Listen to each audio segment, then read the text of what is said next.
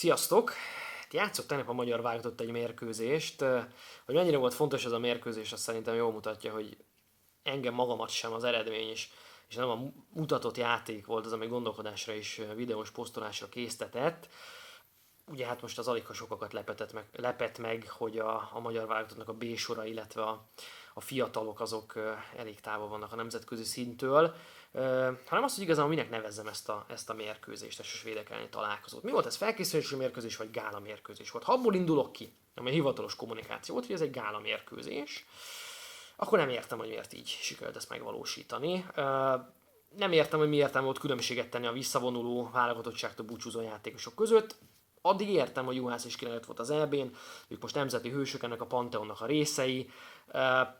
Itt az embernek azért óhatatlanul eszébe jut egy 10 évvel ezelőtti Málta elleni vereség, vagy nekem eszembe jutott, amikor ebből a 4 most búcsúztatott játékosból 3 is a pályán volt, és akkor mondjuk nem fogadtam volna túl nagy összegben arra, hogy nekik valaha lesz egy ilyen valóban nagyon szép és megható búcsúmérkőzésük, de ez tényleg mellékszámos.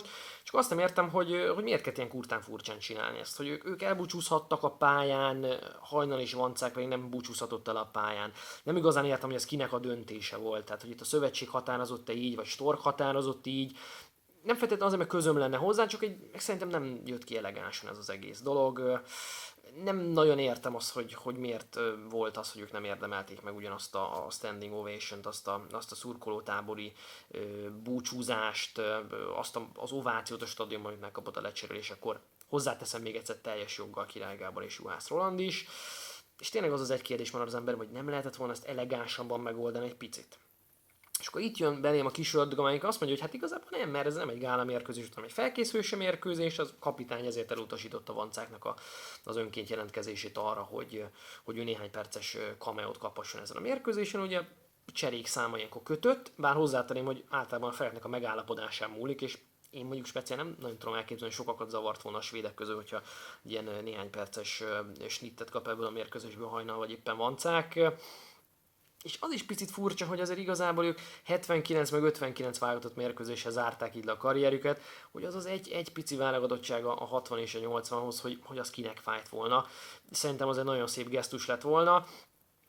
Persze nem kötelező ilyen gesztusokat tenni senkinek, csak számomra az esemény kommunikációjában nem egyértelmű, hogy itt a kapitány mondott nemet erre a gesztusra, vagy az MLS mondta azt, hogy hát nem, ők nem voltak én az EB-n, vagy nem voltak már része ennek a Storkféle keretnek, ami most gyakorlatilag ezzel elbúcsúztatta az évet is a játékosok mellett.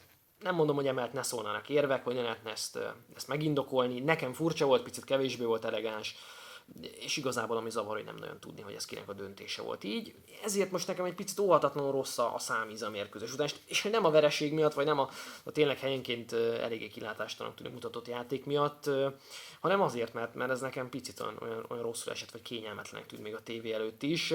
Nem tudom, hogy szimplán a kommunikáció siklott félre, nem tudom, hogy személyes ellentét van-e itt mondjuk a szövetségkapitány, vagy Vancák, vagy Hajnal között. Én ezt nem tartanám valószínűnek, de hát nem tudom, ez is benne lett a pakliba. Ami furcsa, hogy az újságírók sem nagyon hívták fel erre a figyelmet erre a jelenségre.